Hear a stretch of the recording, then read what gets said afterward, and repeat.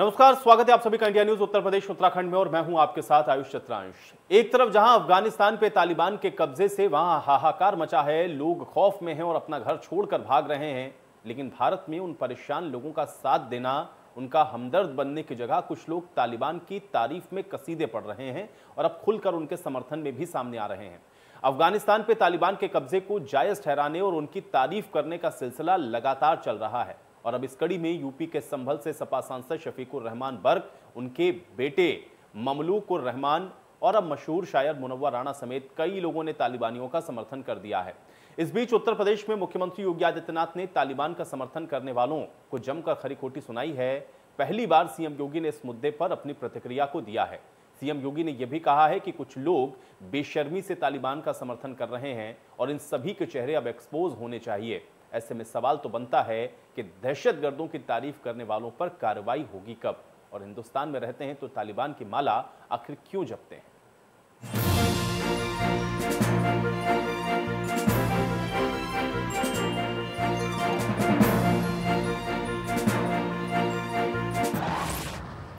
तो मौलाना ममलूकुर रहमान शायर मुनव्वर राणा ने तालिबान की तारीफ की तो सीएम योगी ने पलटवार में क्या कुछ कहा, सुनिए। तक तालिबान का ताल्लुक है तो वो एक मुद्दत है। 20 साल से तो सुपर पावर्स ये जितनी भी हैं, अमेरिका है, जापान है, बरतानिया, इनसे लड़े। इससे पहले 10 साल रूस से लड़े और बिना किसी वजह के उन्होंने ही आकर अटैक किया और अफगानिस्तान तो मतलब तालिबान तो उनसे लड़ने गए नहीं, बल्कि इनमें आपस में देश में ही उसमें मतलब ये इक़्तिदार के ऊपर झगड़ा था। तो इसमें मैं समझता हूँ तालिबान की कोई गलती नहीं है। तालिबान पर जो इतनी छींटाकशी हो रही है तो ज़रा अमेरिका से भी हिसाब मांगिए कि ये 20 बरस तक वहाँ सिर्फ रोज़ाना सवेरे उठ करके कारपेट बॉम्बिंग करते थे, तो वो किसको मारते थे भाई? क्या जानवर मारते थे? चिड़िया मारते थे, परिंदे मारते थे, शेर मारते थे? आप इन्हीं लोगों को मारते थे जिनको आप आज दुनिया उनको तालिबान कह रही है।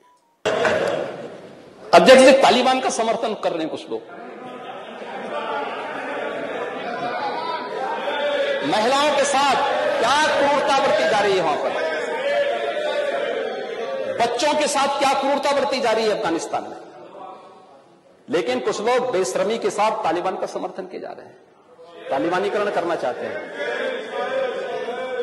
ये सभी के चेहरे एक्सपोज किए जाने चाहिए समाज के सामने। तो मुख्यमंत्री को भी आपने सुन लिया, लेकिन बड़ा सवाल यह है कि हिंदुस्तान में रहते हुए भी ये तालिबान के प्रति जो हमदर्दी है वो क्यों जग रही है। और सवाल इस बात का भी है कि जिस तरह की तस्वीरें अब एक बार से फिर हम लोगों को देखने को मिल रही हैं, उसके बाद भी अगर कोई तालिबान का समर्थन कर रहा है तो फिर ऐसी मानसिकता के मायने क्या है। आज इसी पर सवाल तो बनता है।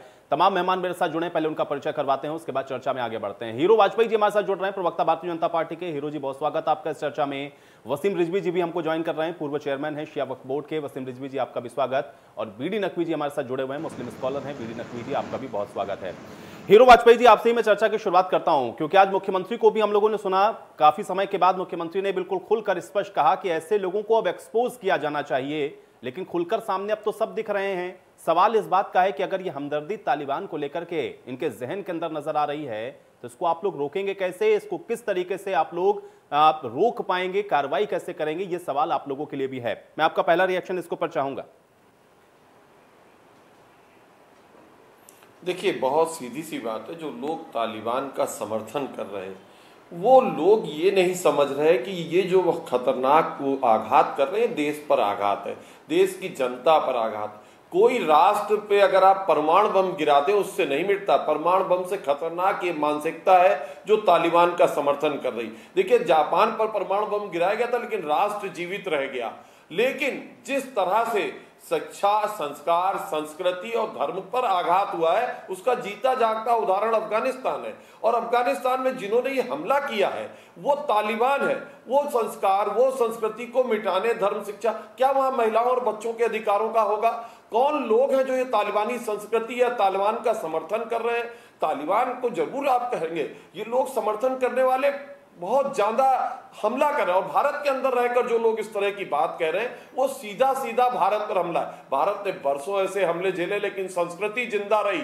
ना अंग्रेज कुछ कर सके और ना मुगलों के उसमें कुछ हो चुका, क्योंकि संस्कृति जिंदा रही। मुझे लगता है जो लोग तालिबान का समर्थन कर रहे हैं ये फिर उस संस्कार, संस्कृति और धर्म पर हमला कर रहे हैं। और इनकी ये जो सोच है ये बहुत ही अलगाववादी सोच है, और ये हमेशा ऐसे लोगों की सोच रही जिन्होंने मुल्क बंटवा दिया, कश्मीर से हिंदुओं का पलायन करवा दिया, लेकिन फिर भी ये सोच गाये बगाए। लेकिन हीरो जी, सवाल मैंने जो आपसे किया वो सवाल भी उसके साथ बड़ा ही वैलिड है और बड़ा महत्वपूर्ण है, क्योंकि आपने कहा मुख्यमंत्री कह रहे हैं कि एक्सपोज करना चाहिए ऐसे लोगों को। एक्सपोज तो तब करेंगे जब कोई ढका छुपा या ढकी छुपी बात को कह रहा हो। खुलकर समर्थन अगर कर रहे हैं तो वो तो सामने है, दिख रहा है। इनको रोकने का प्लान क्या है भाई? क्योंकि अगर ये इस तरीके की बातों को पब्लिक डोमेन के अंदर आकर के कह रहे हैं तो एक अलग तरीके का नैरेटिव बन रहा है। सपा सांसद, देखिए आयुष जी अगर सपा सांसद इस तरह का बयान दे रहे हैं तो इसको आपको समाजवादी पार्टी का बयान मानना चाहिए, नहीं तो अखिलेश यादव को क्षमा याचना करनी चाहिए और सामने आना चाहिए समाज के और जनता के। इसलिए वो बहुत से लोग हैं जिनको हम एक्सपोज करने की बात कर रहे हैं, जो इस मानसिकता के राजनीतिक दल हैं उनको एक्सपोज करने की बात योगी आदित्यनाथ जी कर रहे हैं। ठीक है वसीम रिजवी जी, ऐसे बयानों के मायने क्या समझे जाएं? सिर्फ एक सोच है, एक मानसिकता है, या इसके पीछे कुछ और भी आपको नजर आता है? क्योंकि यहां बैठ करके और तालिबान की माला जपना या उसके फेवर में बात करना, ये बताना कि नहीं बहुत बढ़िया वहां पर है, इसको कैसे देखेंगे? क्या सिर्फ मानसिकता या कुछ और है इसके पीछे? देखिए मेरा फ्रेम शायद म्यूट है और मुझे कुछ दिख नहीं रहा है। बहरहाल अगर आप हमको देख पा रहे हैं तो मैं आपका जवाब दूंगा। जी देखिए अगर पॉलिटिकल एंगल से देखें तो शफीकुर रहमान बर्क हो या मुनव्वर राना हो या कांग्रेस पार्टी के प्रवक्ता हो या कोई भी इस तरह की पार्टी जो कि मुस्लिम वोटों की राजनीति करती है, वो मुसलसल हिंदुओं पर दबाव बनाने के लिए इस तरह के अल्फाजों का इस्तेमाल और इस तरह के जश्न मनाने का इस्तेमाल करते हैं। अरे भाई अफगानिस्तान में अगर कि एक टेररिस्ट ऑर्गेनाइजेशन ने वहां पर कब्जा किया है, वहां पर एक हुकूमत थी, चुनी हुई हुकूमत थी, उस पर अगर के दोबारा लड़ाकों ने कब्जा किया है और वहां पर वो जुल्म करेंगे और उनका इत्तेहाद जुल्म कर रहा है। तालिबान ने क्या नहीं किया है? आज तालिबान अगर वहां पर गोली और बंदूक के सहारे पूरी अफगानिस्तान पर फिर से कब्जा कर रहा है तो हमको चिंता वहां पर जो वहां इंडियंस है उनकी है, हमको चिंता वहां पर अपने शिया बरादरियों की है, क्योंकि ये जानवर है, इनको हम इंसान से तुलना नहीं करते। ये एक वो कट्टरपंथी मानसिकता के लोग तालिबानी है जो कि इस्लामीकरण करते हैं, कट्टर इस्लामीकरण, जिसमें औरतों को बेचना भी जायज है, जिसमें औरतों का बलात्कार भी जायज है और बच्चियों को उठा लेना भी जायज है, क्योंकि उन्हीं ने तालिबान को, अफगानिस्तान को जीता है, तो इसलिए माले गनीमत में वहां की लड़कियां भी उन पर जायज है। तो वो इस तरह के हरकत कर रहे हैं। तो जो हिंदुस्तान में तालिबान का सपोर्ट कर रहे हैं, हमें तो उन पर हैरत हो रही है, या तो ये पागल हो गए हैं और या ये किसी भी तरह से यहाँ पर हिंदुत्व मानसिकता को कमजोर करने के लिए इस तरह के भाषण दे रहे हैं, इतने उत्साहित हो रहे हैं कि तालिबान जैसी मानसिकता हम भी रखते हैं, कभी ना कभी हमें भी मौका मिला तो हम भी हिंदुस्तान में इसी तरह की खून खराबा करने को तैयार हैं। तो सवाल इस बात का है कि ये नहीं, लेकिन वसीम रिजवी जी, इससे भी आगे बढ़ते हुए अगर लोग ये भी कहने लग जाएं कि भारत के अंदर भी क्या वहां से हालात बहुत अच्छे नहीं हैं, यहां पर भी कहीं ना कहीं जो तालिबान वाली एक मानसिकता है वो पनप रही है, और ये बात शायर मुनव्वर राना की तरफ से भी कही जा रही थी कि यहां तो उससे भी बदतर हालात हैं, वो तो उससे एक कदम और आगे बढ़ गए। अब ऐसी मानसिकता के लिए क्या किया जा सकता है? देखिए बिल्कुल सही बात कही। हम ये समझते हैं कि हिंदुस्तान में कट्टरपंथी मानसिकता पिछले 20 सालों में बहुत ज्यादा बड़ी है, चाहे वो उसके पीछे तालिबानी का फंडिंग हो या उसके पीछे ISIS की फंडिंग हो, मदरसों के जरिए कुरान मजीद को लेकर तमाम इस तरह की बातें इस वक्त सामने आई हैं। अरे देखिए, मैंने जिन 26 आयतों के ऊपर ऑब्जेक्शंस किए थे, उन्हीं 26 आयतों को तो फॉलो करके वहां पर खून खराबा हो रहा है। इस्लामीकरण का मतलब क्या है? शरीयत का कानून, और शरीयत का कानून अगर आप कट्टरपंथी मानसिकता से लागू करोगे तो जो तालिबानी कर रहे हैं वो इस्लाम में वो सब जायज है।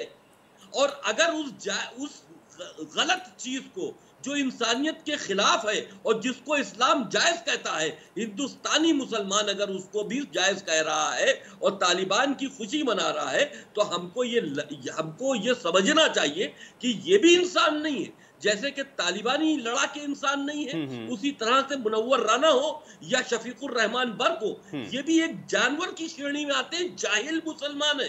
कट्टरपंथी मुसलमान जो शरीयत के ऊपर फॉलो करता हो, हमारे हिसाब से वो इंसान नहीं है, इंसानों की श्रेणी में नहीं आता, उसके अंदर दिल नहीं है, उसके अंदर रहम नहीं है, वो सिर्फ उस चीज को मानता है जो कुरान ने उनको गुमराह कर दिया है, जिस कुरान को वो मानते हैं, जिस कुरान से उन्हीं ने शरीयत को लिया है, और उसके अंदर ही अगर उनको ये बात सिखाई गई है कि जुल्म करो, गैर मुसलमानों के साथ में जारती करो, उनका कत्ल आम करो, तो जाहिर सी बात है आज हिंदुस्तान में है, कम है, इसीलिए तो ज्यादा बच्चे पैदा करने की बातें करते हैं, इसीलिए मुल्ला मौलवी हमेशा हेट स्पीचेस दिया करते हैं, ताकि यहाँ के मुसलमान कहीं इस तरह की जो उनकी एक शरीयत को उसको फॉलो करते रहे, कहीं ना कहीं वो उनके माइंड को, हिंदुस्तान के मुसलमानों के दिमाग को वो रिफाइन करते रहते हैं कि देखो हम ये हैं और हमको कभी ना कभी यहाँ पर भी इसी तरह का करना है। ताकि आपने कश्मीर का हाल देखा, कश्मीर में क्या हुआ, इसी तरह से जहां मेजॉरिटी में मुसलमान होगा वहां गैर मुसलमानों के साथ। ये वसीम जी आपने बड़ी बात कही है, ठीक है, लेकिन इस बीच हमको विनोद बंसल जी भी ज्वाइन कर रहे हैं, राष्ट्रीय प्रवक्ता हैं वीएचपी के। विनोद जी आपका भी बहुत स्वागत है इस चर्चा में, लेकिन उससे पहले मैं बीडी नकवी जी आपके पास आता हूं। बीडी नकवी जी, कल भी मेरी आपसे इसी विषय को लेकर के चर्चा हो रही थी, अब हम लोग देख रहे हैं कि एक के बाद एक लोग उसमें जुड़ते हुए नजर आ रहे हैं। कल 2 लोग थे, आज शायर मुनव्वर राना भी उसके समर्थन में आ गए, और अब न जाने कितने बयान हम लोगों को देखने को मिल रहे हैं जो कि कहीं ना कहीं फेवर में दिख रहे हैं तालिबान को लेकर के। इसको आप कैसे देखेंगे? आपका रिएक्शन मैं चाहूंगा, क्योंकि अब ये फेहरिस्त लंबी हो रही है। बीडी नकवी जी। देखिए, ऐसा है, बात हम लोग कल भी कर रहे थे और आज भी कर रहे थे। पहली बात तो मैं कहूंगा कि जो तालिबानी सोच है, जिनका मॉडल है गवर्नेंस का, उससे मैं एग्री नहीं करता, क्योंकि हम तो सेकुलर क्रेडेंशियल्स के कायल हैं। जहां तक लोगों का बात कहने का, सपोर्ट करने का है, तो यहाँ हिंदुस्तान के अंदर फिलिस्तीनी मर रहे थे, पिट रहे थे, तो यहाँ के लोग खुशी मना रहे थे, इजराइल को सपोर्ट कर रहे थे। तो यहाँ कुछ लोग ऐसे हैं जो जुल्म का साथ देने के लिए हमेशा मौजूद रहते हैं। कि यहाँ हमने ये भी देखा कि यहाँ पर एक वीडियो जारी हुआ जहाँ हमारे एक माननीय मुख्यमंत्री जी, पहले जब मुख्यमंत्री नहीं थे, तो वहां पर एक फंक्शन चल रहा है जहां ये कहा जा रहा है कि औरतों को, मुस्लिम औरतों को कब्रिस्तान से निकालकर उनका रेप कर दो। हमने ये भी सुना। तो ये जो सब बातें हैं जो हमारे हिंदुस्तान में हो रहा है, बिल्कुल गलत हो रहा है। मैं हर एंगल से उसको कंडेम करूंगा। लेकिन दुनिया सिमट गई है, दुनिया एक पूरा मुल्क बन गई है और डिफरेंट लोग उससे अफेक्ट होने लगे हैं। तालिबान में जो किया है, वहां उनका एक खून खराबा नहीं हुआ, उन्होंने हुकूमत पर कब्जा कर लिया, वहां के अवाम साथ हो गए, ये बिल्कुल सही है। वो अमेरिका से लड़ रहे थे, ये भी सही है। लेकिन हमारे हित क्या है? हमारी सरकार कोशिश कर रही है कि उनसे कांटेक्ट करे, और सरकार क्या करेगी? उनको रिकॉग्नाइज करेगी या उन पर हमला करेगी? अमेरिका ने कहा था इंडियन गवर्नमेंट से कि फौज भेज दो, अटैक कर दो। अभी चुप है तो हमारे बीच से समर्थन के सुर क्यों उभर रहे हैं? देखिए, हमारे बीच से समर्थन के सुर क्यों उभर रहे हैं? सरकार यही तो सोच का सवाल है ना वसीम रिजवी जी, यही तो सोच का सवाल है। और मैं यही समझने की कोशिश कर रहा हूँ कि अगर ऐसी सोच के, ऐसी मानसिकता के लोग हमारे बीच में हैं, तो फिर आखिर उनका इलाज क्या है? बीडी नकवी जी का मैं एक बार रिएक्शन कंप्लीट हो जाने दीजिए। बीडी नकवी जी जी क्या कहा? मैं यही कह रहा हूं कि अगर इस तरीके, क्योंकि आपने कहा कि हम तो कंडेम कर रहे हैं इस चीज को, बिल्कुल सही बात है, आप एक मुस्लिम स्कॉलर हैं, आपको पता है गलत क्या है, सही क्या है, आपने तो कंडेम कर दिया। लेकिन अगर ऐसी सोच पनप रही है और वो बार बार निकल करके सामने आ रही हो, और वो भी तब जब देख रहे हो कि मामला इतना संजीदा है, इतना सेंसिटिव है, तो ऐसे लोगों के लिए क्या कहा जाए? उनका इलाज क्या है? भाई देखिए, इलाज जो होगा वो हम देखेंगे इंटरनेशनल लेवल पर। जो यूरोपियन फोर्सेस लड़ने वाला, उनसे अमेरिका था, रूस था, हम तो पार्टी नहीं थे, हम तो डेवलपमेंट कर रहे थे। हमारे मुल्क ने तो पैसा लगाया है अफगानिस्तान के डेवलपमेंट में, हमारा एक हिस्सा है। अफगानिस्तान से हमारे अच्छे रिश्ते रहे, हम चाहेंगे कि अच्छे रिश्ते रहें, हम चाहेंगे कि अफगानिस्तान से हमारे अच्छे रिश्ते रहें, कम से कम किसी पड़ोसी से तो हमारे अच्छे ताल्लुकात हों। इधर चीन है, उधर पाकिस्तान है, अफगानिस्तान भी इस तरह से। तो इसलिए हुकूमत जिस तरह से वेट एंड वॉच कर रही है, हमको हम हिंदुस्तान की आवाम को नहीं नकवी जी, मैंने ऐसे लोगों के बारे में आपसे सवाल पूछा। चलिए, शफीकुर रहमान बर्क जी का तो कोई पॉलिटिकल मोटिव हो सकता है। अब अगर मुनव्वर राना जैसे लोग भी अगर ये कहें कि हम उसके फेवर में हैं या फिर उसके फेवर में वो कसीदे पढ़ते हुए नजर आने लग जाएं, फिर इसको आप क्या कहेंगे? देखिए मैं तो चाहे मुनव्वर राना हो कोई हो, मैं तो उसको गलत कहूंगा कि इस तरह का रिएक्शन देना बिल्कुल बेवकूफ़ी है, फुलिशनेस है। हम अफगानिस्तान गए नहीं, तालिबान का पास रोल अच्छा नहीं है, बिल्कुल सही है। अब वो ये कहते हैं कि नहीं साहब हम अच्छा करेंगे, हम यहाँ से कोई आतंकवाद को नहीं होने देंगे। हमारी गवर्नमेंट को चाहिए कि वो जो फैसला करेगी। एस जयशंकर दोहा गए थे, बराबर कांटेक्ट कर रहे हैं, तो वो एजेंसीज कर रही हैं। इसके अंदर हमारी बात कुछ कहना प्रॉपर नहीं है। इंटरनेशनल लेवल पर फॉरेन पॉलिसी पे हमारी गवर्नमेंट जो करेगी वो अच्छा करेगी, और जो करेगी हम उसको उसी को सही मानेंगे। हमारा रिएक्शन देना बिल्कुल गलत है अवाम का। हमारा क्या ताल्लुक उन लोगों से भाई, हमारा बिल्कुल इस तरह। लेकिन मुझे इस बात का भी अफसोस है कि हिंदुस्तान में पता नहीं लोग हाइपर क्यों हो रहे हैं। तालिबान की जीत है हार से हमारा कोई मतलब नहीं है उसका, उनकी। लेकिन हाँ, हम हर रिलीजियस सोच को, हम उस एक्सट्रीमिस्ट सोच का की मुखालफत करेंगे, पुरजोर आवाज उठाएंगे, जो रिलीजन को और स्टेट को मिक्स करेगा और जो रिलीजन के जरिए हुकूमत करना चाहेगा, हम हर उस सोच के रिलीजन के जरिए जो हुकूमत करना चाहेगा आप उसको कंडेम कर रहे हैं। ठीक है, चलिए विनोद बंसल जी को मैं रुक करता हूं। हिंदुस्तान के अंदर भी ऐसी ताकतों के खिलाफ है, हम इंटरनेशनल लेवल पे भी खिलाफ है, हमारा एक ही वर्जन। ठीक है विनोद बंसल जी, एक रिएक्शन में आपका चाहूंगा। अब ये जो हमदर्दी तालिबान को लेकर के हम लोग देख रहे हैं, लगातार लोगों की जो लिस्ट लंबी होती हुई नजर आ रही है। एक्सपोज होना चाहिए ऐसे लोगों को, लेकिन कैसे किया जाए, इसका क्या एक खाका, एक क्या प्रारूप, क्या स्वरूप होना चाहिए, और कैसे देख रहे हैं ऐसे लोगों को आप? देखिए, एक्सपोजर तो अपने आप ये लोग कर रहे हैं, हमें कुछ करने की आवश्यकता नहीं है। संपूर्ण विश्व देख रहा है, संपूर्ण देश देख रहा है कि आखिरकार ये कौन लोग हैं, किस मानसिकता के लोग हैं, कहाँ से आते हैं, किसके लिए करते हैं और किस थाली में छेद करते हैं। ये कोई नई बात नहीं है। देखिए, मैं उन सब का नाम भी नहीं लेना चाहता, क्योंकि ये देशद्रोही हैं, ये देश के विरोधी हैं, देश की सभ्यता, संस्कृति और इसके मूल्यों के विरोध है। और दूसरी बात यह कि ये आतंकवादियों के समर्थक हैं। जिस प्रकार तालिबान ने अपने पैर पसारे, अब तक ये लोग गुपचुप तरीके से उसको सपोर्ट करते थे। अब इनको लगा कि तालिबान की सत्ता आ गई तो क्यों नहीं उसको ओपनली सपोर्ट करें, क्या पता कुछ माल हमें मिल जाए, जो बेहतर हुआ में से कुछ हिस्सा हमें भी मिल जाए। मैं कहूँगा, देखिए, इन सब लोगों को समझना चाहिए कि अगर इनको तालिबान से, अफगानिस्तान से और उन सब, अगर अफगानिस्तान से प्यार है तो आखिरकार अफगानिस्तान के जो राष्ट्रीय ध्वज है उसको फहराने वालों को गोली क्यों चलाई, आखिरकार किसने गोली चलाई? अगर अफगानिस्तान के नागरिकों से इनको प्यार है, उनकी नारियों से प्यार है, मान लो उनकी नारियों की सुरक्षा की अगर ये चिंता करते हैं, वो भी तो मुसलमान है ना, आखिरकार उनकी चिंता क्यों नहीं करते ये लोग? इन्होंने क्यों नहीं कहा कि मानवता की वहां पे रक्षा होनी चाहिए? आखिरकार ये तालिबान जो उन पर हमला कर रहा है और जो निर्दोष लोग जो प्रदर्शन कर रहे हैं उन पर वो जो गोलीबाजी कर रहा है, आखिरकार उस पर क्यों नहीं इनकी जबान खुलती? लेकिन बड़ी बात यह है, देखिए, मैं अंत में ये कहूंगा कि इन लोगों को अगर मान लो वास्तव में तालिबान से इतना प्यार है तो मुझे लगता है कुछ दिन तो गुजारिए तालिबान में, कुछ दिन तो गुजारिए उस अफगानिस्तान में, वहां जाइए। अभी भारत की जितने भी फ्लाइट्स हैं अफगानिस्तान के लिए खाली जा रही हैं और इनको कोई टिकट भी नहीं लेगी। मुझे लगता है कि भारत सरकार को इनका कोई विशेष प्रबंध करना चाहिए। इन सारे लोगों को जो तालिबान के समर्थक हैं उनको सबको एक प्लेन में भर के और उनको वहां पर छोड़ देना चाहिए। ये है हिंदू के मुसलमान, उनको पता लग जाएगा इनकी क्या औकात है, बिल्कुल सामने आ जाएगी। बिल्कुल ये जो इनकी औकात है ना वो बिल्कुल स्पष्ट हो जाएगी।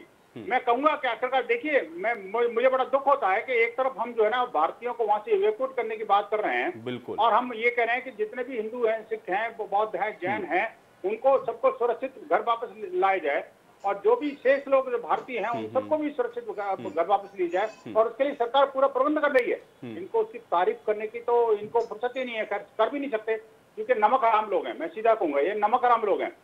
और दूसरी बात ये, अगर इनको वास्तव में इनके आंचल से ज्यादा दूध टपक रहा है तालिबान के लिए तो जाए ना वहां जाकर के महामहिम तालिबान को अपने सिराकों पर उठाएं और कहें कि मैं भी तालिबानी हूँ। बोलो ना, हिम्मत है तो मैं भी तालिबानी हूँ, बोलो। अरे कम से कम जिस थाली में खाते हो उसमें छेद करना बंद करो। ये देश के गद्दार हैं, इन सारे गद्दारों को मेरी समझ से तो गोली मार देनी चाहिए। जो भी तालिबान के ऐसे आतंकवादियों का समर्थन करे उन समर्थकों का बिल्कुल फन कुचलने की आवश्यकता है। देश के अंदर जो आतंकवाद पनपा ऐसी विचारधारा के कारण पनपा, दुनिया को जो जलाया अल्लाह अकबर का नारा लेकर के और गला सल्ट कर दिया, वो ऐसे लोगों के कारण हुआ। क्योंकि देखिए, आतंकवादी आतंकवाद तभी करता है, तभी तक उसका आतंकवाद चलता है जब तक वहां के लोकल लोग सपोर्ट करते हैं। नहीं, लेकिन विनोद बंसल जी, देखिए बीडी नकवी जी ने एक बात कही अभी जब मैंने उससे सवाल पूछ रहा था, उन्होंने कहा देखिए एक्सट्रीमिज्म किसी भी जगह पर हो वो खराब है, और जब धर्म के नाम पर देश को चलाने की कोशिश हो रही हो तो फिर वो भी उसी ओर इशारा हो रहा है, यानी कि वो मौजूदा परिस्थिति की ओर भी कहीं इशारा कर रहे थे। मैं चाह रहा हूं उस पर भी रिएक्ट करें विवेक बंसल जी। देखिए, मेरा बड़ा स्पष्ट मत है कि मौजूदा परिस्थिति क्या है संपूर्ण विश्व जानता है। जिस भारत को सुरक्षा परिषद, संयुक्त राष्ट्र सुरक्षा परिषद का सदस्यता के लिए 70 वर्ष हो गए, आज हम उसकी अध्यक्षता कर रहे हैं। जिस भारत को आप विश्व के अंदर कोई जानता नहीं था एक तरह से, आज भारत के संपूर्ण विश्व कम्युनिटी हमारी तरफ देख रही है। और सभी लोग आप देखिए, जिन देशों ने, आप देखिए बड़े बड़े देशों ने अपने नागरिकों का अभी तक इवैक्यूएशन नहीं किया है, भारत ने तुरंत गति से अपना सारे दूतावास के अधिकारियों को सुरक्षित वापस ले लिया। आप देखिए, ये उसकी महत्ता है, इसको हमें स्वीकार करना चाहिए था और संपूर्ण विपक्ष को इकट्ठा होकर के सरकार का साथ देना चाहिए था। देखिए, इस समय एक राष्ट्र के ऊपर संकट है, उस संकट की घड़ी में हम सब लोगों को खड़ा होकर के उसका साथ देना चाहिए था, बजाय इसके कि हम आतंकवाद का साथ दें, उस देश के दुश्मनों का साथ दें। ये कोई तरीका हुआ क्या? हीरो वाजपेयी जी, मुनव्वर राणा जी के मेरे को एक बयान और भी याद आता, वो पहले भी इससे पहले एक बयान दे रहे थे जिसमें वो कह रहे थे कि अगर योगी आदित्यनाथ दोबारा बन जाएंगे मुख्यमंत्री तो मैं तो प्रदेश छोड़ दूंगा। आज वो ये कह रहे हैं कि उत्तर प्रदेश के हालात कोई तालिबान से बहुत बेहतर नहीं है, अफगानिस्तान से कोई बहुत बेहतर नहीं है, जब वो उसका फेवर करते हुए नजर आ रहे थे। हीरो वाजपेयी जी, अब मुनव्वर राणा के लिए क्या इलाज है आपके पास?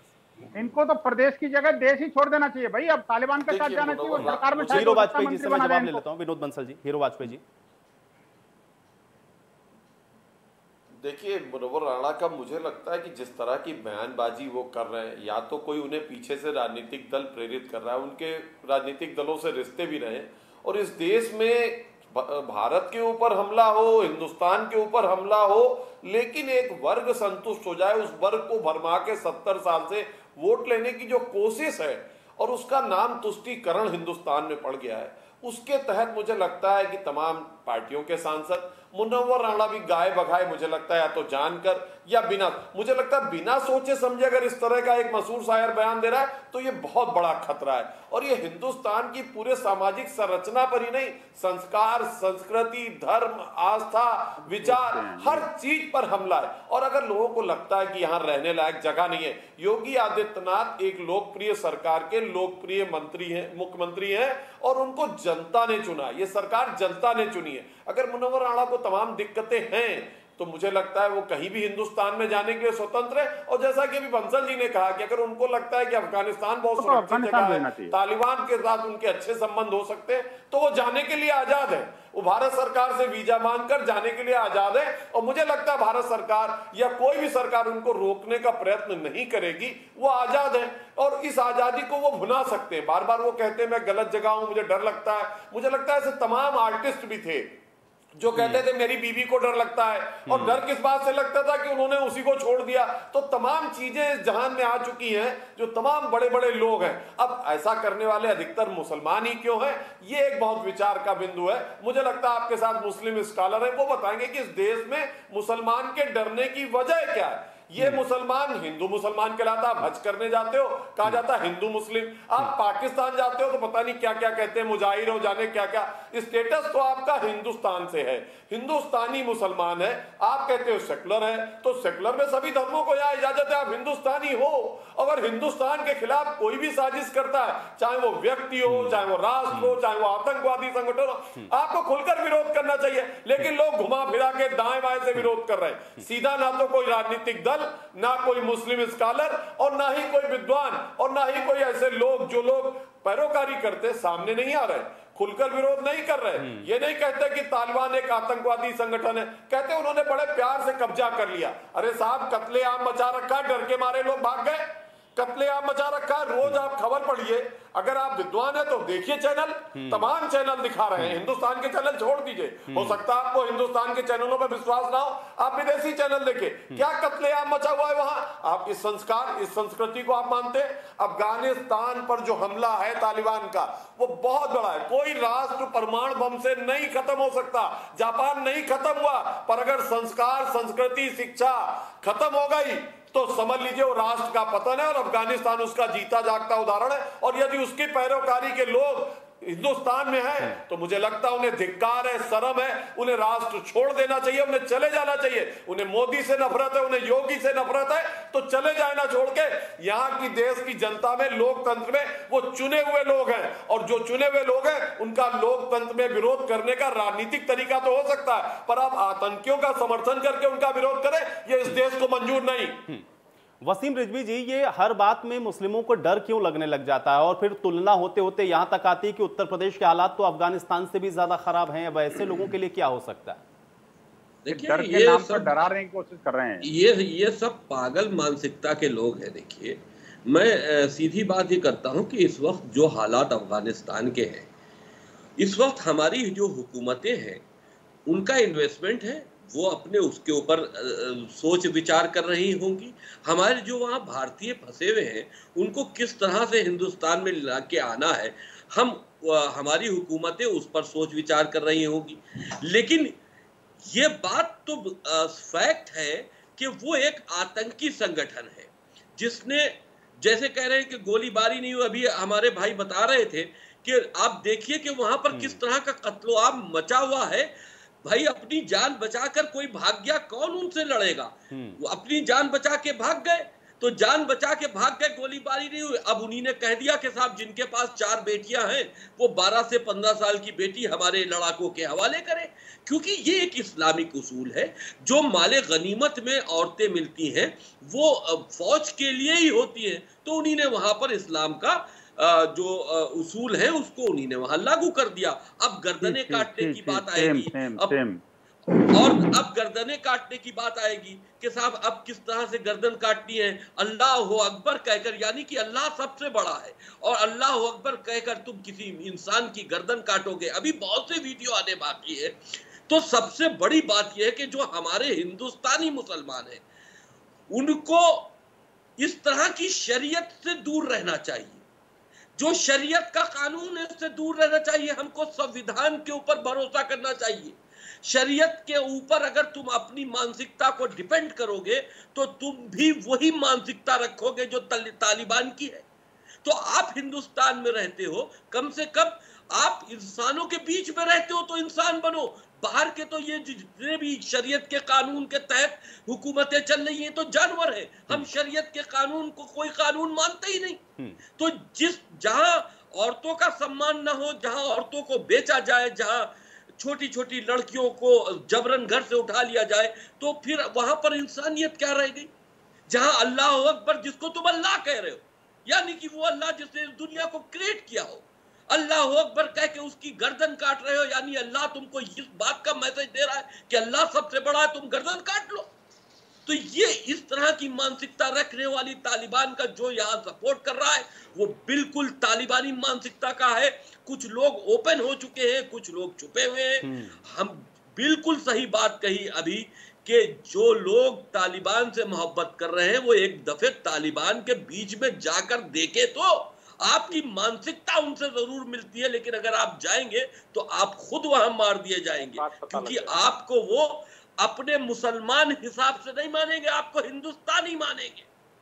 तो आपको इस तरह की, हमको अपने देश के बारे में सोचना चाहिए। अभी हमको ये सोचना है कि किस तरह से हमको वहां से अपने पैसे की वापसी करनी है, किस तरह से अपने लोगों को बचा के लाना है। हमारी हुकूमत जो स्टैंड लेगी हम उस स्टैंड के साथ में है। अभी तो हम ये मानते हैं टेररिस्ट ग्रुप ने, एक आतंकी ग्रुप ने, एक आतंकी भेड़ियों ने, एक आतंकी मुसलमान भेड़ियों ने एक मुल्क के ऊपर कब्जा कर लिया है। बीडी नकवी जी, मुझे ये बताएं कि ये बार बार मुस्लिमों को डर लगने लग जाता है, मुनव्वर राना ये तुलना करने लग जाते हैं कि उत्तर प्रदेश के हालात तो अफगानिस्तान से भी बदतर हैं। अब ऐसे लोगों के लिए क्या किया जाए और ऐसे लोगों की मानसिकता के लिए फिर आप क्या कह सकते हैं? एक मुस्लिम स्कॉलर होने के नाते समझाएं, ये डर क्यों लगता है बार बार? हिंदुस्तान के अंदर मुसलमान सबसे ज्यादा सुरक्षित है, और जो ये बात कह रहा है उसकी जगह या तो फिर हिंदुस्तान से बाहर है या पागलखाने में। चलिए, नकवी जी से मेरा सवाल था। बीडी नकवी जी, ऑडियो बंद है इनका। बीडी नकवी जी, मुझे लगता है शायद म्यूट है, अनम्यूट कर ले एक बार। फिर बंद हो गया। जी जी, नकवी जी मैं सुन पा रहा हूं। ऑडियो बंद है जी अभी। चलिए, नकवी जी तक शायद मेरी ऑडियो नहीं पहुंच रही, कुछ तकनीकी समस्या है। बंसल जी, मैं आपके ही पास आता हूं। ऐसे लोगों के लिए बंसल जी, आपको नहीं लगता कि अब एक सर्जिकल स्ट्राइक की जरूरत है? कम से कम होना चाहिए, क्योंकि एक्सपोज करना चाहिए, ये कहने से काम नहीं चलेगा, इस पर एक्शन होना ही चाहिए। अब एकदम ठीक कहा आपने, बिल्कुल मैं आपकी बात से 100% सहमत हूं। अब समय आ गया है कि जो काम फ्रांस ने किया, जो काम अन्य देशों ने आतंकवाद की सफाई के लिए किया, उस राह पर हमें चलना ही पड़ेगा। कठोर कानून और उनका कठोरता से पालन, और साथ में देखते ही गोली मारने के आदेश। इस तरह का जब तक कड़ा कानून नहीं होगा, तब तक ऐसे देशद्रोही पनपते रहेंगे, भारत की धरती को कलंकित करते रहेंगे, और ऐसे लोग संपूर्ण विश्व के लिए और मानवता के लिए गंभीर खतरा बनते रहेंगे। आप देखिए, जिसने आज तक किसी मुसलमान का भला नहीं किया, वो सिर्फ इसलिए उनको प्रमोट कर रहे हैं, इसलिए उनका महिमा मंडन कर रहे हैं कि वो सिर्फ मुसलमान है। अरे भाई, मुसलमानों का भला करते तो कम से कम वो अफगानिस्तान के मुसलमानों का तो भला करते। वहां तो माले गनीमत और ये जो जिस तरह की भाषा का प्रयोग इन्होंने किया माननीय रिजवी जी ने, मैं तो पहुंच चुका हूं। मैं बड़ा कभी इन्होंने कैसी कैसी बातें कही, लेकिन इससे कम से कम भारत के मुसलमानों को कम से कम आंख खुल जानी चाहिए।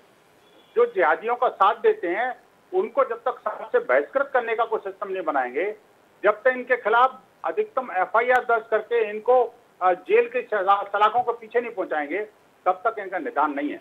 मुझे लगता है कि देखिए, और जो पॉलिटिकल पार्टियां जिनको टिकट देकर के जिताती हैं और जिनको लॉ ब्रेकर कहते हैं, वो लॉ ब्रेकर बन गए हैं आज। आखिरकार उनके खिलाफ भी तो कोई कार्रवाई होनी चाहिए, नहीं होनी चाहिए? और ये जो लोग हैं, मैं कहता हूँ योगी जी, मोदी जी सब बेकार हैं, आप कह रहे हो ना। अरे भाई, कार के पास चले जाओ ना, कुछ दिन तो बिताओ तालिबान के साथ, कुछ दिन तो बिताओ अफगानिस्तान में। आपको नानी याद आ जाएगी, दोबारा नहीं लौट पाओगे। लाश भी नहीं आएगी भारत माता के पास, और न ही भारत माता को ऐसे लोगों की लाश की आवश्यकता है। मैं कहूंगा, दिल जल रहा है भारतीयों का, भारत में रह करके, और भारत के ऊपर अटैक करने वालों को तुम प्रमोट कर रहे हो। शर्म आनी चाहिए ऐसे लोगों को। वास्तव में ऐसे लोगों के साथ में क्या होना चाहिए, ये देश की सुधी जनता अच्छी तरह जानती है। लेकिन मैं कहता हूं जिम्मेदारी के साथ, फिर दोबारा कहता हूं, ऐसे लोगों को प्रमोट करने की आवश्यकता नहीं है। इन लोगों के बयानों पर कोई टिप्पणी करने की भी आवश्यकता नहीं है, इससे आपकी जवान भी खराब होती है। लेकिन हाँ, ये है कि ये एक्सपोज पूरी तरह से हो चुके हैं। अब देश जान रहा है कि कौन देशद्रोही है और कौन देश का समर्थक है। इस समय संपूर्ण विश्व समुदाय को एक होकर के और तालिबान के बारे में, अफगानिस्तान के बारे में, अपने लोगों के बारे में चिंतन करने की आवश्यकता है। आप देखिए, जो अमेरिका जैसा संपन्न शक्तिशाली देश भी आज तक अपने नागरिकों का पूरा रक्षण नहीं कर पाया, इवैक्यूएट नहीं कर पाया। भारत ने अपने नागरिकों को सुरक्षित वापस ले लिया। और आप देखिए कि भारत सरकार की तारीफ है कि उन्होंने किस तरह से रूट बदला और कितने स्ट्रेटेजिकल तरीके से अपने लोगों को वापस लेके आए।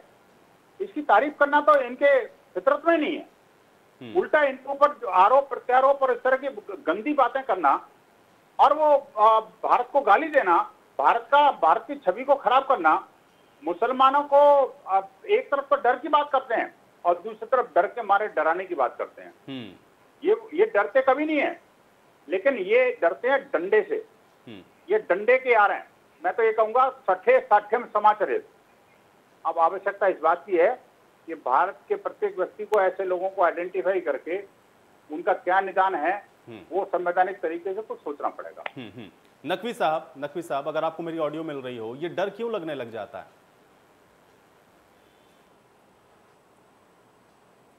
इनका ऑडियो फिर बंद हो गया। नकवी जी एक बार अनम्यूट करें आप। मैं जी अब बताइए, आवाज आ रही है मेरी? जी जी सुन पा रहा हूं मैं। आ रही है जी। अच्छा देखिए, ऐसा है कि अभी बहुत बात हुई, मुसलमानों को डंडे से बाहर के निकाल दो ना, मुसलमानों को नहीं, आप गलत कह रहे हैं। क्या कहा उन्होंने? ये नहीं कहा, मंसा जी ने कहा कि जो उनकी पैरवी कर रहे हैं, जो तालिबान का फेवर कर रहे हैं, भाई ऐसे लोगों का क्या करेंगे? जी देखिए ऐसा है, देखिए ऐसा है, दुनिया सिमट गई है। प्रॉब्लम क्या है, दुनिया की कोई भी घटना होती है वो पूरी दुनिया को मुतासिर करती है। आज तालिबान की घटना वाकई सारी दुनिया को मुतासिर कर रही है। लोग शॉक में हैं कि अरे भाई वहां पर मुकाबला जो करना था सरकार को नहीं करा, सरकार सरेंडर कर गई, लोग सरेंडर कर गए। ये बात बहुत शॉक की है। अमेरिका जैसी ताकत विड्रा कर गई। अमेरिका ने ही तालिबान को बनाया। लोग ये भूल जाते हैं कि तालिबान को बनाया गया रूस से लड़ने के लिए, और उसके बाद उन्होंने रूस को भगा दिया। बात को जब अमेरिका में 9/11 हो गया तो अमेरिका ने तालिबान के खिलाफ एक जंग छेड़ दी।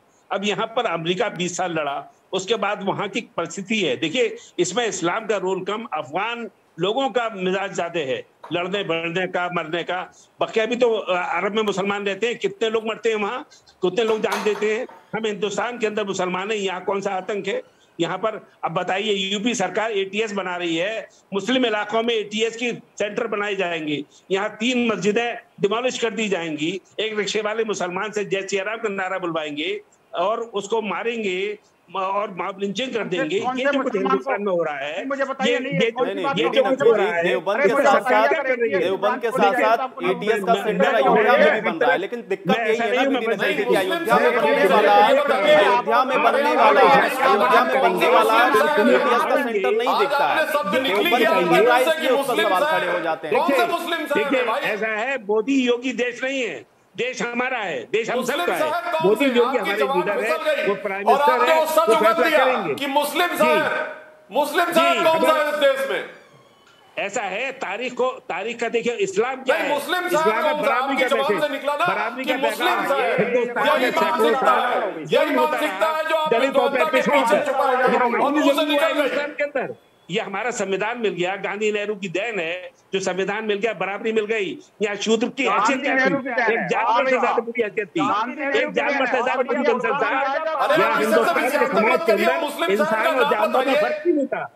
ये बताइए, जो मनुस्मृति है उसमें इंसानियत की जगह कहाँ है? क्या मानवता की जगह है मनुस्मृति में? वो छोड़ दीजिए, और शूद्र इंसान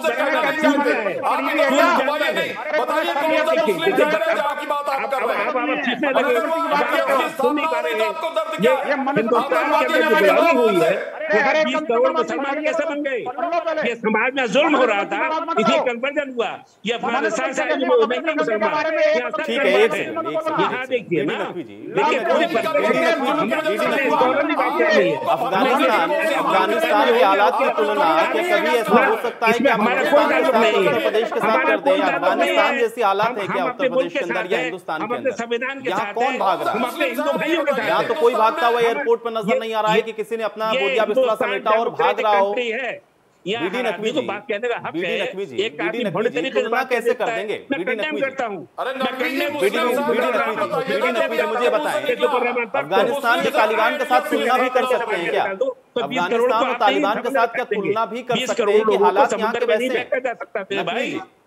जी क्या ये तुलना की भी जा सकती है कि अफगानिस्तान और तालिबान जैसे हालात हैं उत्तर प्रदेश के या पूरे देश के? कोई मतलब नहीं है उन लोगों से, हम वो बिल्कुल जानवर हैं। अफगान कौम की बात हो रही है और इसमें जो लोग खुश हो रहे हैं मैं उनको कंडेम करता हूं। उनका कोई हमारे मुल्क, हमारी गवर्नमेंट तय करेगी कि हमें तालिबान से क्या रिश्ते रखने हैं, क्या वो इस काबिल हैं, क्या हम उनको के साथ कोई रिश्ता रख पाएंगे। हमारे इंटरेस्ट है वहां पर, हजारों करोड़ रुपया लग चुका है हमारा सरकार का, हमारे देश का। हमें उसे सरकार की जिम्मेदारी उसे डिफेंड करने की। जी लेकिन सवाल क्यों है? ये जो सवाल है ना, देवबंद में भी एटीएस का सेंटर बन रहा है, अयोध्या में भी है, और ऐसे बहुत सारे जिले हैं जहाँ पर एटीएस का सेंटर बनाया जा रहा है। सिर्फ देवबंद के अंदर बनने वाले एटीएस के सेंटर को लेकर के ही आपत्ति क्यों है? और हिंदुस्तान तो वो एक अलग इशू है, लेकिन क्या हम तालिबानी रिश्ता गहरा कर लेंगे? हम तालिबानी मानसिकता से रिश्ता गहरा नहीं कर सकते। हम बिल्कुल कंडेम करें, लेकिन हिंदुस्तान के अंदर जो हालात होंगे हम उनके बारे में भी बात करेंगे। क्यों नहीं करेंगे बात? जी नकवी जी, क्या हालात है हिंदुस्तान के अंदर? यही तो मैं आपसे समझना चाह रहा हूँ ना कि आप दोनों की तुलना कैसे करेंगे? अफगानिस्तान के हालात या वहां पे तालिबान के कब्जे के बाद के हालात और हिंदुस्तान के हालात, दोनों की तुलना आप कैसे करेंगे? मैं बराबर सुन रहा हूँ भाई। ये देखिए ना, अब हमें तकलीफ नहीं होगी कि साहब जो है वो नारे लगवाए या गरीब आदमी की मामले को हमें तकलीफ होती है। ये सरकार को एक्शन लेना चाहिए कि कोई मामले को टारगेट नहीं किया जाएगा।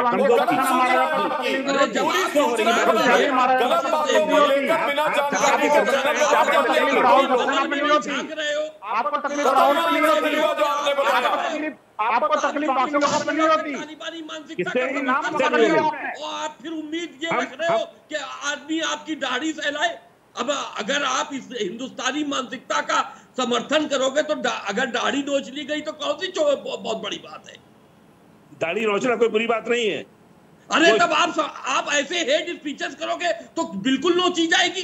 क्या मतलब होता है? क्या दूसरे ने चूड़ियां दाढ़ी नोची जाएगी, टोपी उतारी जाएगी, ये सही है। ये तालिबानी नहीं है, ये भी तालिबानी एक्शन है। आप बताओ मुनव्वर राना ने और वहां अगर कि आप इस तरह के आप कहोगे कि यूपी के हालात तालिबान से बदतर है।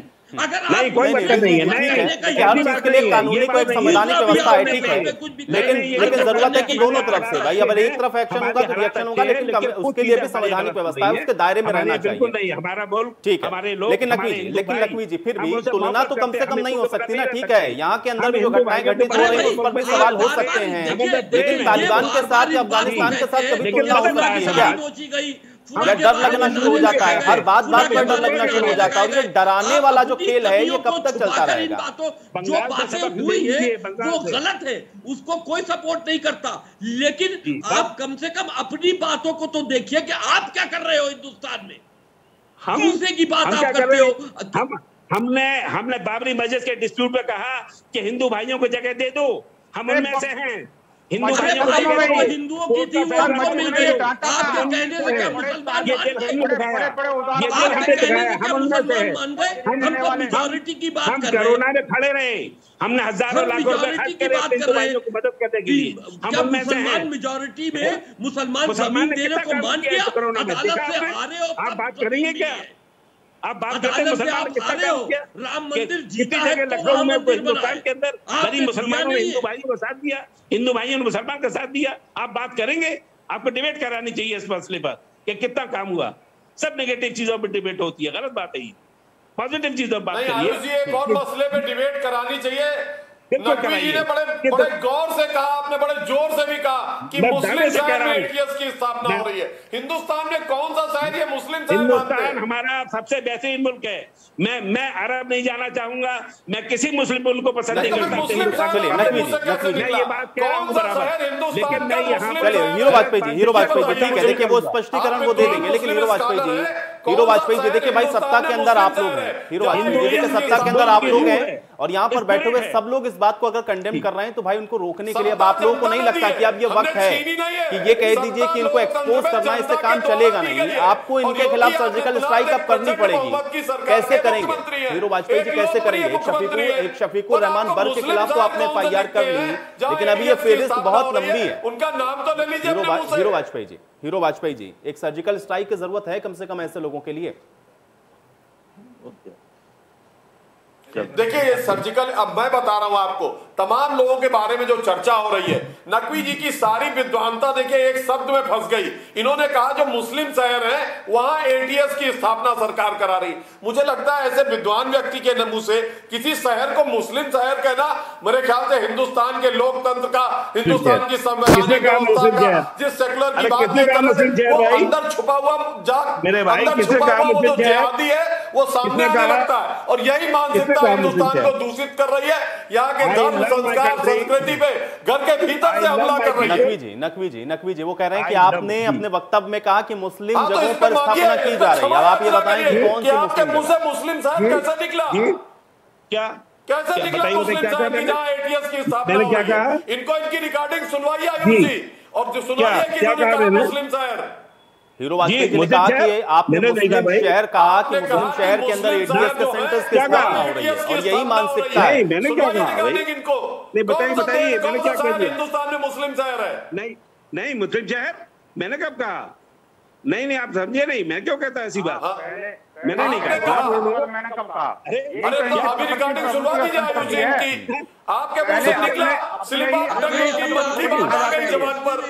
मुस्लिम की बात जबान पर आ गई। सुनिए अपनी रिकॉर्डिंग। और नहीं तो फ्री हो जाएगा। चलिए हीरो वाजपेयी जी का उनसे समझ लेते हैं, उन्होंने क्या कहा, उन्होंने क्या कहा समझ लेते हैं, क्योंकि आप लोग सब लोग आपस में एक दूसरे के ऊपर आरोप प्रत्यारोप कर रहे थे, स्पष्ट नहीं हुआ। नकवी जी मुझे बताएं क्या कहा आपने? मैंने क्या कहा? आपने कहा कि ऐसे जगहों पर भी स्थापना की जा रही है एटीएस के सेंटर्स की, जहां पर जो मुस्लिम इलाके हैं या फिर जो मुस्लिम शहर हैं। शायद इस बात की आपत्ति है वाजपेयी जी को कि आप बताएं कि कौन से मुस्लिम इलाके या कौन से मुस्लिम शहर? मैं क्या कहा बताइए ना। अरे भाई आपने ये कहा कि ऐसी जगह एटीएस सेंटर खोले जा रहे हैं जहां मुस्लिम एरिया है, आपने कहा जहां मुस्लिम शहर है वहां एटीएस की स्थापना हो रही है। नहीं तो मुझे बताएं वो कौन से मुस्लिम शहर है? मुस्लिम स्कॉलर हैं तो मुस्लिम शहरों के नाम तो गिना दे हिंदुस्तान के अंदर।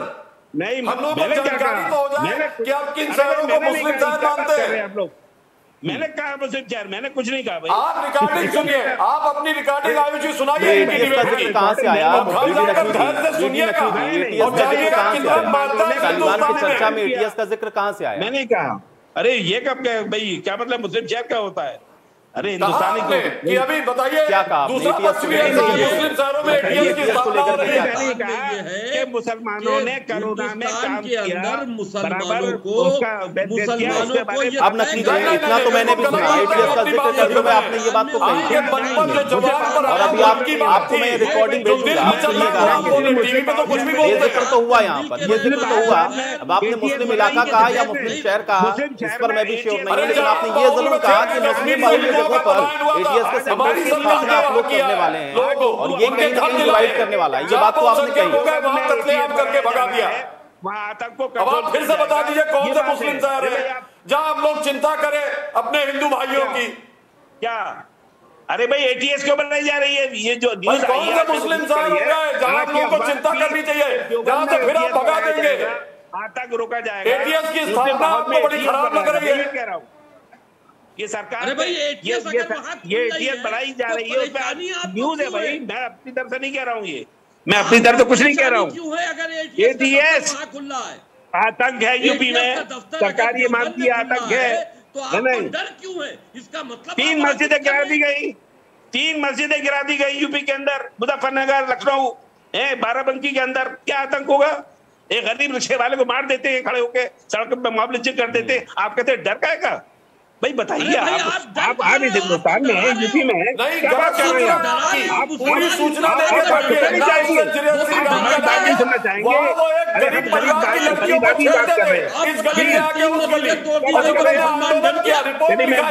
मैं डिबेट से विड्रॉ करता हूँ, खत्म बात। अब क्या किया जाए? आप एटीएस बनाई गई है। आज का न्यूज आइटम ये है कि मुस्लिम क्या तकलीफ है? एटीएस बनाई जाएगी, बनाई जा रही है सरकार से, ये बात है। मैं ये कह रहा हूँ, मैं अपनी तरफ से नहीं कह रहा हूँ, नहीं कह रहा हूँ। ये आज के अखबार की न्यूज है, आज सुबह अखबार में मैंने पढ़ा है ये बात, जिस पर अंकुश मुझे लग तकलीफ जाएगा। हुई पढ़कर। देवबंद में बनाया जाएगा, न्यूज है। अब आप पढ़ लीजिए, अब आप अखबार पढ़ लीजिए अपने। चलिए विनोद वाजपेयी जी और बीडी नकवी जी, विनोद बंसल जी कुछ कहना चाह रहे हैं? विनोद बंसल, ठीक है, चलिए ठीक है। विनोद वाजपेयी जी, विनोद बंसल जी, ISI के खिलाफ एक्शन लीजिए, बम्बार्डमेंट कर दीजिए पाकिस्तान पर, कर दीजिए। हमको सब कहते हैं, सब तो खत्म करे जाए नकवी साहब। अब विनोद बंसल जी को सुनते हैं। विनोद बंसल जी, अरे भाई आप लोग चुप तो हो, आप लोग माने तो कि वो आतंकी ठीक है। हीरो वाजपेयी जी, या विनोद बंसल जी भी कुछ कहना चाह रहे हैं? ठीक है, देखिए वो बहुत देर से इंतजार कर रहे हैं। विनोद बंसल जी, विनोद बंसल जी, ठीक है। नकवी साहब, हीरो वाजपेयी जी, दोनों लोग थोड़ा धैर्य रख लें, दोनों लोग थोड़ा सा शांत हो जाए। विनोद बंसल जी, देखिए मुझे बड़ा दुख होता है कि ऐसा लग रहा था कि शायद भारतीय हैं, लेकिन अंत में आकर के इन्होंने पता नहीं कैसे अपनी औकात दिखा दी कि भाई ये जो है ना वो एटीएस से इनको तकलीफ होने लगी। मुझे बताइए कि एटीएस से तकलीफ होने वाला वो भारतीय हो सकता है क्या? क्या एटीएस भारतीय नहीं है क्या? क्या भारत सरकार ने या जो राज्य सरकार ने एटीएस बनाई है क्या आपकी सुरक्षा के लिए नहीं बनाई क्या? आपको उससे तकलीफ क्यों हो रही है भाई? अगर कोई मस्जिद कहीं गिराई है, उसका कोई संवैधानिक तरीके से उसका कोई पालन हुआ है तो उसमें दिक्कत है ना। दिक्कत है तो कोर्ट जाइए ना। अगर आपको कठिनाई है तो, आपको लग रहा है कि यहाँ भी तालिबानी शासन है तो आ जाओ रोड पे, क्यों नहीं आते आप? आपको भी यही चाहिए क्या अल्लाह अकबर का नाम लेंगे और गला सीट कर देंगे? ये नहीं होगा भारत के अंदर भाई, नहीं होगा, कदापि नहीं हो सकता। लेकिन मैं कहता हूं जो अफगानिस्तान में हुआ उसके लिए क्या देवबंद जिम्मेदार नहीं है? मैं बड़ी जिम्मेदारी के साथ कह रहा हूं। वो वहाबिज्म, वो कट्टरपंथ, जो इस्लामिक जिहाद, जो देवबंद के मदरसे फैलाते हैं, वो देवबंद के ही तो मदरसे हैं जो पाकिस्तान में फैला रहे हैं, वही अफगानिस्तान में फैला रहे हैं। उन्हीं से तालिबान जन्मा है। तालिबान का जन्म कहां से हुआ? तो अफगानिस्तान में थोड़ी हुआ, पाकिस्तान में थोड़ी हुआ। पाकिस्तान का तालिबान का जन्मदाता देवबंद है, देवबंद। देवबंद के अंदर अभी तो एटीएस की बात हो रही है। मैं तो कहता हूं मिलिट्री का कैंप होना चाहिए। और अगर मिलिट्री के कैंप से अगर किसी को दिक्कत है तो ऐसे सारे भारतीयों को भारत छोड़ देना चाहिए।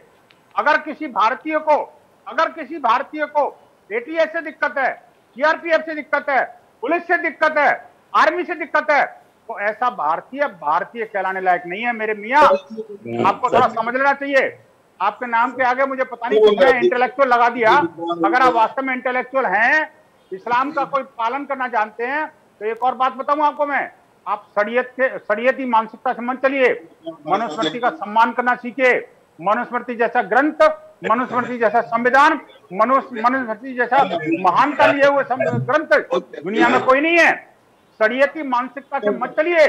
आपको देश के अंदर रहना है, देश के संविधान के साथ चलना होगा। देश के अंदर रहना है, देश की मान्यताओं के साथ चलना पड़ेगा। देश के अंदर रहना है, ये देश राम का है। इसके अंदर आप तय करेंगे देश में रहना है, का नहीं है। आप तय करेंगे, आप तय करेंगे देश में। नहीं, कोई तय नहीं करेगा, तय सिर्फ संविधान करेगा। लेकिन उस संवैधानिक दायरे से बाहर अगर कोई जाएगा तो उस पर सवाल तो बनेगा और वो सवाल हम पूछेंगे। बहुत शुक्रिया आप सभी का अपना समय निकालने के लिए, इस चर्चा का हिस्सा बनने के लिए। हालांकि ये चर्चा आपने देखा शुरू हुई कि इस बात से कि तालिबान को लेकर के ये हमदर्दी क्यों है, लेकिन वो चर्चा कहां तक पहुंची ये भी आपने देखा है। सवाल इस बात का है कि अगर ऐसी मानसिकता पनप रही है तो फिर उसको यहीं पर रोकने की जरूरत है, क्योंकि राष्ट्र हित से जुड़ा हुआ मुद्दा है। आज सवाल तो बनता है। मेरे साथ फिलहाल इतना है।